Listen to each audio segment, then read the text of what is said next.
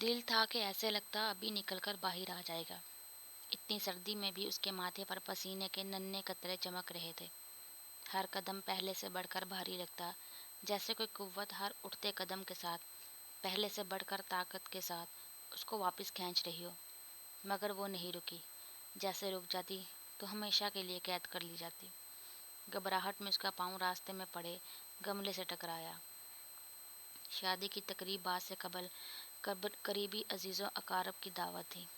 اس کی ہی تیاریوں میں لان کے درمیان میں سے کچھ گملے اٹھوا کر سائڈ پر رکھے جانے تھے، جو کہ شاید دیر ہونے کے باعث مالی کل رکھنے کے ارادے سے وہیں راستے میں چھوڑ گیا تھا۔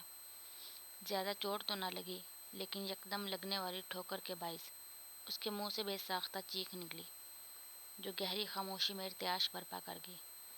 لبوں پر ہاتھ رکھ کر تکلیف برداشت کرتے، خوف سے دھند میں ادھر ادھر دیکھتے وہ آگے بڑھی۔ گیٹ کے پاس پہنچ کر اس نے چہرہ موڑتے ایک نظر پیچھے بڑی شان سے کھڑے مینشن کو دیکھا، جس کے در و دیوار اگر اس کی ہر محرومی کے گواہ تھے، تو وہیں در و دیوار سالیہ تائی کی انظر کے لیے بے پناہ محبتوں کے بھی گواہ تھے، جنہوں نے اپنی ذات کے ذریعے پوری کوشش کی کہ انظر خوش رہے، مگر وہ اکیلی کتنے محاذ پر کھڑی ہو سکتی تھی۔ گہرا سانس کھینچ کر اس نے کانپتے ہاتھوں سے یک بستہ پڑے لوہے کے تالے کو پکڑا۔ یہی اچھا موقع تھا۔ اصغر بھی چھٹی پر گیا ہوا تھا۔ وہ ہاتھ میں موجود چابی سے تالا کھولنے لگی کہ بائیں کندھے پر محسوس ہونے والے ہاتھ کے دباؤ نے اسے اپنی جگہ منجمد کر دیا۔ دل کی رفتار حد سے سوا ہوئی۔ انظر، گہری خاموشی میں زرار خان کی تصدیق کرتی آواز ابھری۔ کندھے پر موجود دباؤ بڑھا۔ انظر کو پیچھے کھڑے شخص کی انگلیاں اپنے کندھے میں پیوست ہوتی محسوس ہوئیں۔ زرار کی آواز پر خاموش رہتے اس نے زور سے آنکھیں میچی۔ آج تکن کے باعث ماں جی اسے کافی دینا بھول گئی تھی۔ کچھ دیر تو اپنے کمرے میں بیٹھا انتظار کرتا رہا، پھر سونے کی کوشش کرنے لگا، مگر نیند آنکھوں سے کوسوں دور تھی۔ بیڈ پر کروٹیں بدلتے تنگ آ کر وہ خود ہی کافی بنانے کے لیے کچن میں آ گیا۔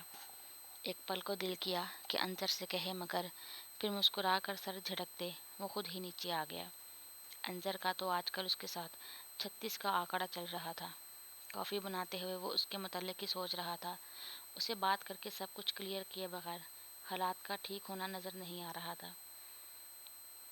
کافی مگ میں انڈیلتے اس نے کل انظر کے ساتھ کہیں باہر لنچ کرنے کا سوچا، تاکہ اسے کھل کر ہر بات بتا سکے۔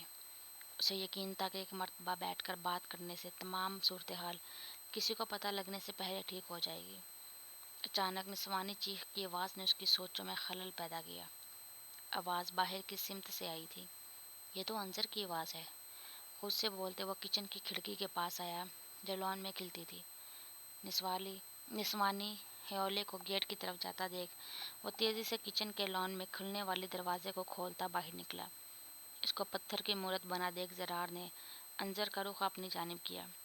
کندھے پر لٹکا سفری بیگ اسے بہت کچھ بتا رہا تھا، جس کو وہ سمجھنا نہیں چاہ رہا تھا۔ اس وقت یہاں کیا کر رہی ہو؟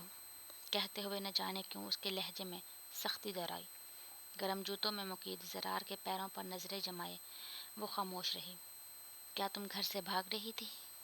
اسے جواب نہ دیتا دیکھ اب کہ اس نے مختلف انداز میں اپنا سوال دہرایا۔ زرار کا کاندھے پر رکھا ہاتھ بے یقینی سے نیچے پہلو میں گرا۔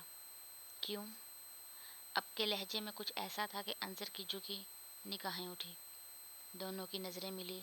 وہ زیادہ دیر زرار کی آنکھوں میں دیکھنے کی تاب نہ رکھ پائی، جن میں اسے اپنے لیے فکر، محبت، غصے کی ملی جلی کیفیت نظر آ رہی تھی۔ وہ نگاہیں چرا گئی۔ سب جھوٹ ہے، ایک حسین فریب، اس نے خود کو باور کرایا۔ کیا تمہیں اس بات کا تنکا برابر بھی اندازہ ہے کہ تم یہ کر کے اپنے کردار کو کتنا بڑا سوالیہ نشان بنانے والی تھی؟ میری عزت کا نہیں تو کم از کم ماں جی کا تو خیال کرتی، جنہوں نے تمہیں بیٹیوں کی طرح رکھا۔ وہ تعصب سے شوقی لہجے میں بولا۔ وہ اسے بہت کچھ کہنا اور بتانا چاہتی تھی، لیکن ہونٹوں پر لگا چپ کا قفل نہ ٹوٹا۔ اپنے کمرے میں جاؤ۔ اگر شادی سے پہلے تم مجھے گیٹ کے آس پاس بھی نظر آئی تو میں بہت سختی سے پیش آؤں گا انظر۔ اس نے یکدم بائیں بازو کو کہنی سے تھام کر باور کرایا۔ سمجھ گئی ہو؟ تھوڑی سے پکڑ کر اس کا چہرہ اوپر کرتے زرار نے پوچھا، جس پر وہ ہاں میں سر ہلا گئی۔ ابھی خاموشی میں ہی اسے عافیت لگی۔